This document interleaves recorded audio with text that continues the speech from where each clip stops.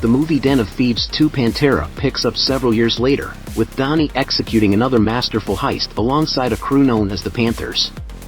Led by Giovanna, who goes undercover as a hostess at Antwerp International Airport in Belgium, the team aims to steal a valuable diamond. Disguised as SWAT officers, they infiltrate a cargo area to secure the prized gem. After successfully obtaining it, they make their escape. In Long Beach, California, Deputy Sheriff Nick O'Brien, recently divorced and apparently on leave from the Los Angeles Sheriff's Department, finds himself in a courthouse bathroom, seemingly for a child custody case. Holding his papers in his mouth, he quickly discards them. Frustrated by the unfavorable outcome, he furiously throws his wedding ring to the floor. When he struggles to dry his hands, his frustration boils over, and he smashes the broken hand dryer in a fit of rage. Later, while unwinding in a restaurant, Nick catches news of the Antwerp airport heist. Instantly, his mind jumps to Donnie, who has a reputation for pulling off flawless heists like this. Nick visited the Los Angeles branch of the Federal Reserve Bank to meet with his colleague Bob, a federal investigator, and Ed Flanagan from the bank. He shares his suspicion that his previous case involving stolen old bills may be linked to the Antwerp diamond heist. However, Flanagan disregards his concerns and cautions him to stay silent, emphasizing that if a robbery were to occur at the Federal Reserve Bank, it would reflect poorly on the country. Meanwhile, Donnie Wilson is picked up from Nice Côte d'Azur Airport by Dragan, a member of the Panthers. During the ride, Dragan gives him a striker-fired pistol. Giovanna explains Donnie's cover identity. He is to pose as a French diamond dealer of Côte d'Ivoire descent based in London. The rest of the team will disguise themselves as prominent EDM club promoters organizing a festival over the next few weeks. They drop Donnie off at a temporary apartment and inform him that he will be using the alias Sean Shaq Diallo. Nick tracks down Holly, Merriman's ex-girlfriend who works as a stripper, and questions her inside a shipping container about Merriman and Donnie's plans after the Federal Reserve heist. When he demands Donnie's whereabouts, Holly agrees to reveal the information, but only if she receives a $7 million cut. She threatens to expose footage of her past affair with Nick if he refuses. Reluctantly, he agrees, and Holly discloses that the money is hidden at Diamond Bank in Panama. Back with the Panthers, Giovanna introduces Donnie to Kava, a diamond site holder at the World Diamond Center WDC. To confirm Donnie's authenticity as an Ivorian, Kava tests him by questioning his background. Once convinced, she grants him access to the WDC, where he carefully examines the security protocols and camera placements. Inside the Bourse, the WDC's trading hub, Donnie meets the concierge, Olivier. He presents the stolen diamond, impressing Olivier with its exceptional quality, and is assigned a personal office. Donnie then inquires about renting a vault box for incoming merchandise, but Olivier informs him that all the boxes are currently occupied. Access to the vaults is strictly limited to site holders, concierges, and law enforcement. Frustrated by their inability to reach the centralized vault, where the most valuable diamonds are kept, Giovanna voices her disappointment. However, Donnie assures her that he will find a way to overcome the obstacle. Meanwhile, someone appears to be watching them from a distance, sitting inside a car. In Alasai, Sardinia, a Sicilian Mafia boss known as the Octopus is informed by his loyal henchman, Zamba, about the theft of a diamond that was originally theirs. After learning that the diamond is now secured at a diamond center in France, he commands his men to reclaim it. Back at the World Diamond Center, a Hebrew diamond expert examines the red diamond and discovers a hidden GPS beacon inside, revealing that the Mafia had planted it. Though disappointed, Kava remains unfazed and casually tosses the beacon into a cup of coffee.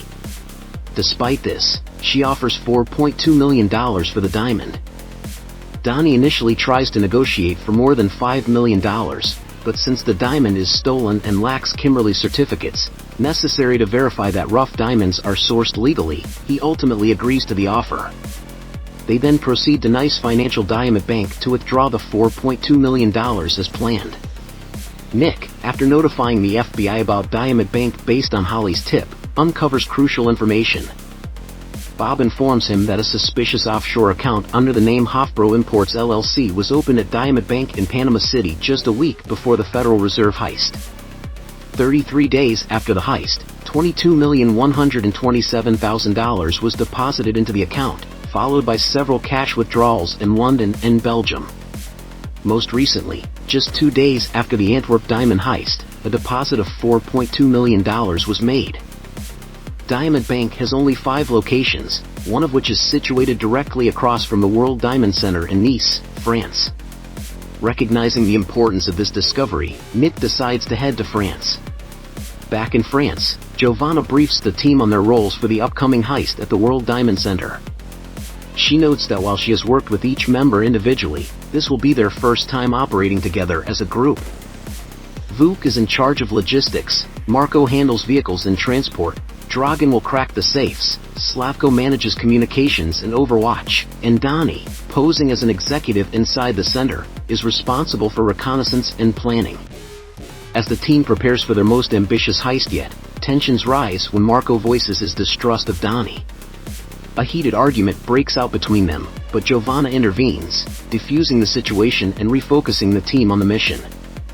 Meanwhile, Nick arrives in France and meets with key members of the Pantera Task Force, BRB Commander Hugo Kamen and Lieutenant Verny, who are dedicated to dismantling the Panthers' elusive crew. Nick briefs them about a criminal link to a Los Angeles heist who is now operating in France. In response, Hugo introduces him to the Panther Mafia, a group primarily composed of Balkan criminals, former security officers, and ex-military personnel, all led by Slobodan, a mastermind who has evaded capture for nearly a decade. With the Antwerp diamond heist under investigation, Police Aeronautique suspects Balkan criminals were behind the theft but overlooked the fact that one of the recruiters is black. Nick notices striking similarities between the Antwerp airport diamond robbery and the suspect's usual modus operandi. When he inquires about surveillance footage from Diamond Bank, the officers confirm they have it. Upon reviewing the footage, Nick spots Donnie but chooses to keep his identity as a criminal to himself. Meanwhile, Giovanna secretly installs an app on the phone of Florentine, a security guard at the Diamond Center. This grants the team visual access to the center's security system, allowing them to gather vital information for their heist. Later, Donnie returns to his apartment to find Nick already inside, casually eating dinner. Nick's relaxed demeanor makes Donnie uneasy, prompting him to subtly reveal the pistol under his jacket to show he is armed.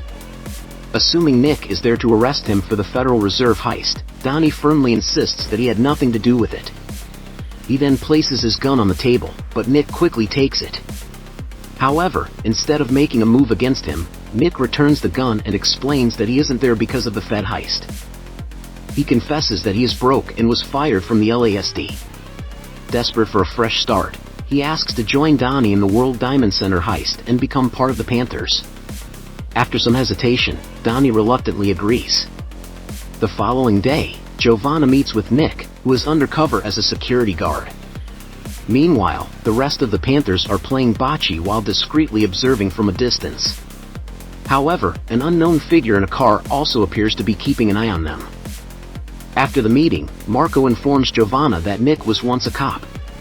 However, Giovanna remains unfazed by the revelation, dismissing Marco's concerns since they, too, were formerly in law enforcement. Slavko suggests that Nick could be their key to accessing the vault and proposes inviting him to the party that night to test whether he is a good fit for the group. At the Diamond Center, Donnie approaches Kava about renting a vault space for a few weeks, explaining that he has incoming inventory and prefers not to store it in his office. Kava agrees, but only on the condition that they split the rental cost, to which Donnie agrees. Meanwhile, the Sicilian Mafia discovers Donnie's identity by employing a local informant in Nice, France, who closely monitors his movements. They soon learn that Donnie is in possession of their stolen diamond. While gathered at the bar, the team formally meets Nick.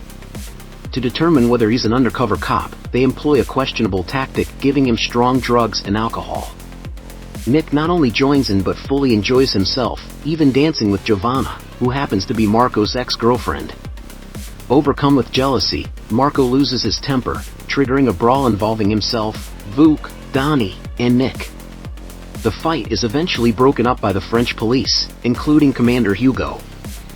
As they intervene, Nick playfully mocks them by mispronouncing croissant. Seizing the opportunity, Nick and Donnie hop on a scooter and make a quick getaway. Nick and Donnie, entertained by the night's chaos, sit down for a late dinner. As they talk, Donnie opens up about his past, recalling how he witnessed his father's death and how his mother struggled to keep the household afloat. He explains that his keen observational skills and ability to learn his surroundings quickly led him into a life of crime. However, he admits that it's not the money that drives him, but the thrill of the challenge. Nick, in turn, shares his own story. His father was shot by a thief while working at a liquor store and was left with a permanent limp. Determined to track down the culprits, Nick joined the police force, but despite his efforts, he was never able to find them. Their bonding moment is abruptly interrupted when the Sicilian Mafia kidnaps them. The gang threatens them, demanding that the stolen diamond be returned to their leader, the notorious Octopus, before throwing them into the water. Struggling but surviving, the duo manages to swim to shore, shaken yet alive. Enraged, Nick chastises Donnie for stealing from the Mafia, warning him about the potential risks to his family. Frustrated, he storms off. However, after taking time to reflect, he ultimately chooses to rejoin the team. Meanwhile, Giovanna informs the crew that Marco and Vuk have been removed from the group due to their earlier fight. She then officially welcomes Nick as a fellow Panther.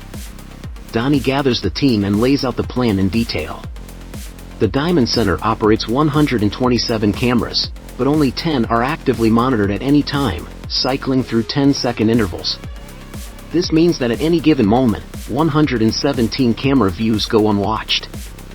Giovanna adds that, due to privacy policies, the footage is viewed in real time but not recorded, creating a rare opportunity for their heist.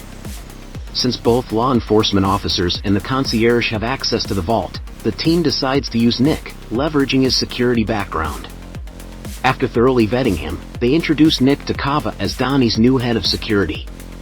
Giovanna outfits him with a suit embedded with an infrared security recorder ISR to aid their operation. During this process, Nick playfully teases Giovanna about their night together and opens up about his divorce.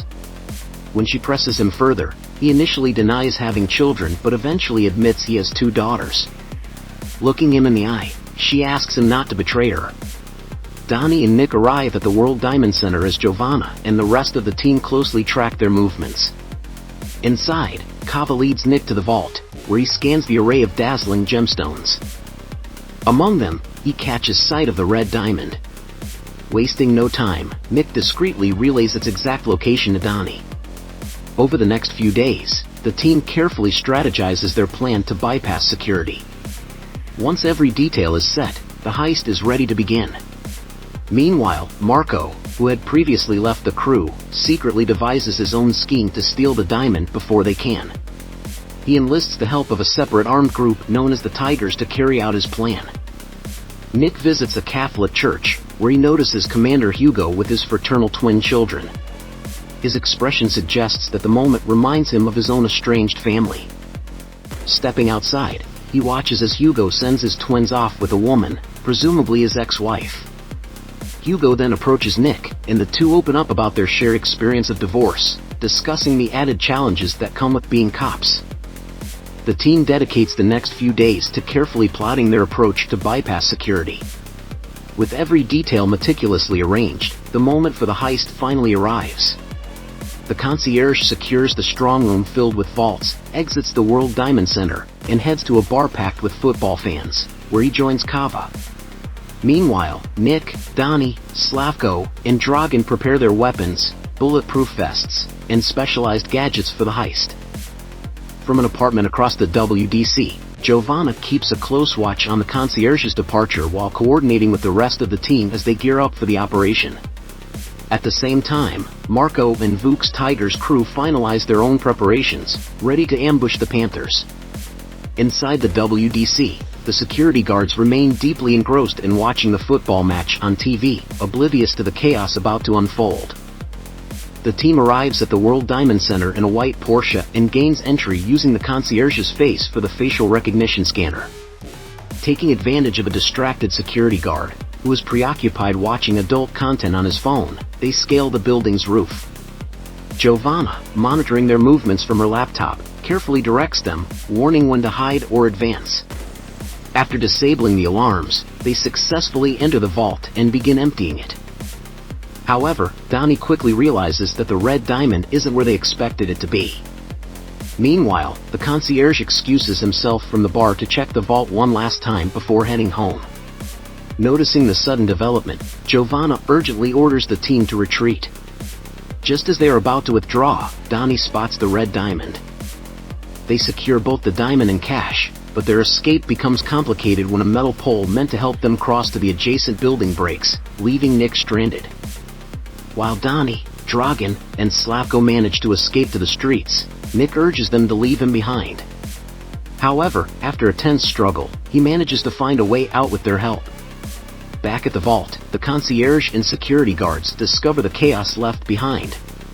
In a parking garage, the team transfers their loot into Giovanna's van before Nick, Donnie, and Slavko alter their Porsche, changing its color from white to black and swapping the license plate. With their new disguise, they continue toward the Italian border to make their getaway. The team splits up, but their escape takes a deadly turn when they are ambushed by Marco and Vuk, who have enlisted the rival gang, the Tigers, to eliminate them and steal the loot. A firefight erupts, leaving Nick and Slavko wounded while Nick manages to take down several of Marco and Vuk's men. Amid the chaos, Donnie loses control of the car and crashes under heavy gunfire. Just as Marco and Vuk prepare to execute them, henchmen from the Octopus intervene, eliminating the traitors and saving the surviving Panthers. In exchange for their lives, Donnie returns the red diamond to the Mafia, who, satisfied with the outcome, spare them and even provide an alternate vehicle to continue their escape. The Panthers arrive in Cinque Terre, Italy, where they meet Slobodan and his men at a secluded diner to celebrate the success of their meticulously planned heist. Slobodan praises them, calling it the heist of the century. As the team and Slobodan's crew revel in their victory, Donnie notices that Nick appears uneasy. However, their celebration is abruptly cut short when it is revealed that Nick has betrayed them. He had been working with the police all along. French authorities storm in, arresting the crew along with Slobodan. It turns out that during his previous encounter with Hugo, Nick had secretly cooperated with law enforcement, ultimately leading to the Panthers' downfall. Despite his decision, guilt weighs heavily on him for betraying his newfound friends. Meanwhile, Donnie and Giovanna are left devastated by Nick's ultimate act of betrayal. The Sicilian Mafia boss reads a newspaper article about Donnie, the mastermind behind the diamond heist, being arrested. Meanwhile, Nick visits Donnie in custody. Donnie confronts him, accusing him of faking their friendship, but Nick insists otherwise. He admits that he thought capturing Donnie would bring him satisfaction, but instead, he feels empty. Before leaving, he cryptically remarks, "At the end of the day, a tiger just can't change his stripes. Just can't. See you, Fräulein." Then, as he stands to leave, he subtly tells Donnie to sit back left. Later, while Donnie is being transported to another facility, helicopters suddenly descend upon the convoy. The Sicilian Mafia ambushes the transport, mirroring Nick's instructions from earlier. Masked men wielding guns and chainsaws tear through the vehicle, freeing Donnie. He is taken to Sardinia, where the Octopus awaits. Over a meal, the Mafia reveals that they were impressed by his skills and want to recruit him for future jobs. Donnie smirks and asks what the next job is. Meanwhile, Nick receives a text from Donnie that reads, "And the tiger changes stripes. All the cat's out of the cage. See you soon, Fräulein." The message hints that the rest of the Panthers have also been broken out of custody. Smiling to himself, Nick drives along the coastline, knowing this game is far from over.